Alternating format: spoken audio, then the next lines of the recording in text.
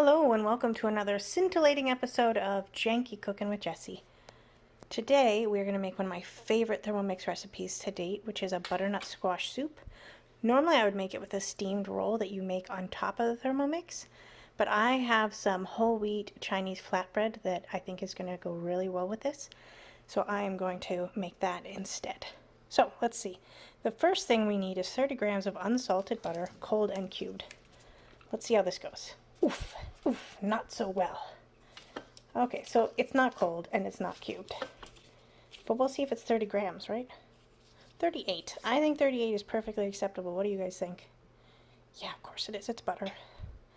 Okay, then we need 30 grams of yellow onion. Now, I keep frozen onion in the freezer, so whenever I buy an onion, I chop up the whole thing and then I just freeze it. And I throw it in for this recipe. That's 36 grams, so that'll be just fine. 400 grams of butternut squash. The hardest, like the most difficult part about this recipe is the butternut squash. Just getting it peeled and chopped, because in the peeling, let's see if we can get, there you go. In the peeling process, underneath the skin is this kind of gooey stuff. I'm sure someone knows the right word for this stuff. And it makes my fingers go numb. I don't enjoy that. Anyway, it calls for 400 grams. We got 399. And we're going to put our lid on. Okay guys, so while that's cooking, I just wanted to show you what I'm talking about. Do you see this gooey stuff on the butternut squash? It almost looks like sap from a tree. That's all coming from just under the skin. Not that stuff right in the middle, I think that's just moisture, but the stuff on the very edges. That's the stuff. Ooh, rough. Do you see this amazing steam coming out? I can't even tell you how delicious it smells. I think because I didn't start with cold butter, I started with room temperature butter. The butter's actually browning this time, and let me tell you, ooh, amazing. Okay, so that first step has just finished. You see this red? This means it's hot. We're gonna move to our next step, which is to add 100 grams of russet potatoes. Wow, look at that. But so all I did was saute it. I can't actually add those because I don't have any russet potatoes. So instead I'm using these instant mashed potatoes that I have in the cupboard. But I don't think I probably need the whole, anyway, we'll give it a try anyway. We'll just throw it in. That's probably a whole lot since it's instant. And then 600 grams of raw cashews, or 600, no, not 600, 60 grams of raw cashews.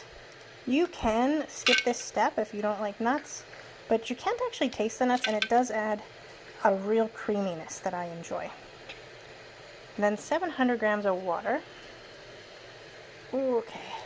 I wouldn't worry about it. I'm not going to worry about it. And I'm going to, let's see, it says to add the buns on. We're not going to do that because we're not making the buns today. But what I am going to add in is just a dollop of bone broth. Like concentrate, bone broth concentrate. It doesn't call for this, but I think it adds a nice flavor.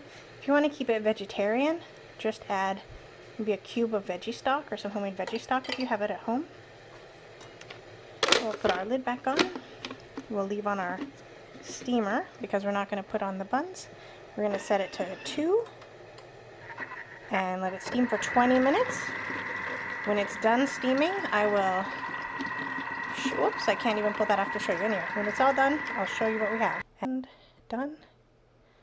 Let's do this for 4 minutes at however hot it gets. It looks like it gets really hot. There you go. I'll come back to you as soon as this is ready. Ooh, that's crazy. Okay, so I think this is our last step, though I'm not 100% sure. If you will take a look in there, look at that beautiful soup. Okay, wow. I guess with the extra water we added, the potato did not overdo it. And then I'm going to just... one more step. Okay, buddy.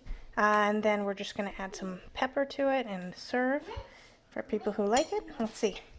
And next we just serve it and eat it. I'll take a picture, post it to the end.